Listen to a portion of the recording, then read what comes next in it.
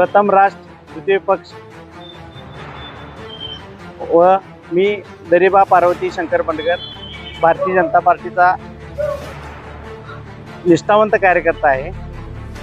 55 वर्षानंतर स्वातंत्र्यानंतर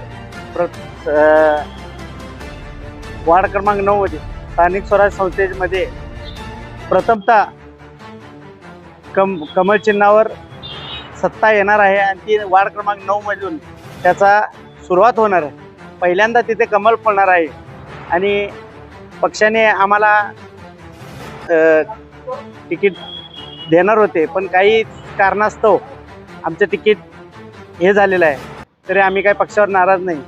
आम्ही शेखर इनामदार साहेब, गोपीचंद पडळकर साहेब, सुधीरदादा गाडगीळ, जयश्रीताई पाटील, सम्राट बाबा माडिक यांच्या विनंतीस मान देऊन आम्ही आमचा पक्षाचा अर्ज मागे घेत आहे आणि आम्ही पक्षांना पूर्ण आमचा भारतीय जनता पार्टीचा पूर्ण आमचा सर्व उमेदवारांना आमचा पाठिंबा आहे। मी श्रीकांत तुकाराम वाघमोडे, वार्ड क्रमांक 9 या वार्डामधून ओबीसी मधून मी उमेदवारी माझी अर्ज अपक्ष म्हणून भरला होता। मी गेली 22 वर्षे भारतीय जनता पार्टीचा एक सक्रिय कार्यकर्ता आहे। मी अनेक पदावर काम केलंय। भाजपाचा ओबीसी जिल्हा अध्यक्ष, सरचिटणीस, चिटणीस, उपाध्यक्ष अशा विविध पक्षाच्या मी काम केलं। संजयनगरमध्ये काम करत असताना सगळ्यात जुना आता जे उमेदवार आहेत त्यांच्यापेक्षाही मी जुना कार्यकर्ता असताना सुद्धा मला पक्षाने डावलून सुद्धा आज मला आमचे नेते आदरणीय शेखरजी इनामदार साहेब या ठिकाणी त्यांनी मला फोन केला। त्यांची अशी माझी चर्चा झाली। चर्चा झाल्यानंतर साहेबांनी मला सांगितलं की तुझा योग्य ते मान सन्मान आम्ही राखू। त्याचबरोबर काल माझ्या घरी आदरणीय आमचे पार्टीचे जिल्हा अध्यक्ष ग्रामीणचे सम्राट बाबा माडिक, संतोष पाटील, रोहिणीताई ह्या आमच्या घरी आल्या होत्या। त्यांची माझी चर्चा झाली।